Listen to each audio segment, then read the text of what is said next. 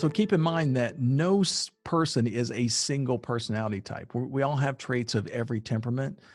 That's what makes us individuals. And we're also all products of our genes. As a result, we all have traits from our mothers and traits from our fathers. So if your parents are both drivers, for instance, you will likely also have a high driver personality temper. You'll have characteristics that are high driver like anyway. You'll also be, if your parents are drivers and you're a driver too, you'll also likely have some very lively and forceful conversations around the dinner table. There'll be lots of debates going on at dinner. And interestingly, though, we tend to be attracted to our opposites. For instance, I'm a high driver. I'm direct and I'm logical. My wife, on the other hand, is very amiable. She's sweet, people oriented, very nice. That's the only reason we have friends, right? And she's also very indirect. My daughter is very people oriented, like her mom is, but she's also direct, like I am. And as a result, she has more of the expressive characteristics. And my son is the exact opposite. He's very logical, like I am, likes the math and stuff like that. And he's indirect like his mom. So he is more of an analytical type person. So in our household, we actually have all four personality temperaments. The most important thing to understand about personalities, though, is that you may see the world differently than your loved ones, your friends, your coworkers, and you may have a different shade of glasses than they do. However, you'll have strengths that your loved ones, your friends, your coworkers don't have, and they'll have strengths that you don't have. So understanding your personality strengths and weaknesses can actually reduce public speaking fear or presentation fear pretty dramatically, though, because once you understand how personality types work, you can begin to reduce your presentation fear. For instance, if you are an expressive temperament, you have a natural enthusiasm. However, you most likely often shoot from the hip too much. So as a result, your audience will feel like your presentations were too vague. So to fix this, if you just create a clear outline of your main points and then use examples as a way to add specificity to that content, then you'll be using that natural enthusiasm that really draws people to you. It'll be fun and you'll get that content across.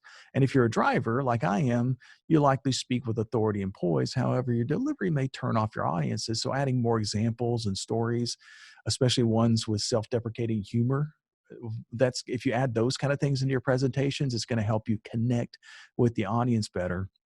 If you're more of an analytical presenter and your logic is going to be very sound, however your delivery is going to be perceived as being boring, the easy solution is to reduce the number of items that you're covering. So instead of covering 10 items in your presentation, cover 5, and then insert examples and stories as a way to liven up that presentation, make it more exciting and more interesting. It also reduces your nervousness as well. And then finally, if you're an amiable, your audiences are going to love you. However, you may feel very self-conscious by starting out your presentation with a warm success story. It helps you win over even the most stoic groups. And when you start feeling that warmth from the audience, it's going to make it easier for you to deliver. So did you catch the pattern there on how to maximize your personality strengths? For each of those personalities, the solution is to insert more examples and more stories into your presentation. So why does this work? Well, when most people begin to analyze their personality strengths and weaknesses, especially not only in themselves but in others, they look exclusively to the differences in all the personality types. And when you do this, you forget that our real goal when we're speaking in front of a group isn't to communicate just with people like me. The goal is to communicate with the entire audience. So when we communicate in our natural communication style, we're going to connect with about 25% of the audience. If you've ever experienced some kind of miscommunication with a coworker or maybe your significant other, because you're most likely opposites, you can relate here because most likely you are communicating in a way that was ideal for your personality. However, the person you were communicating with sees things in a totally different way.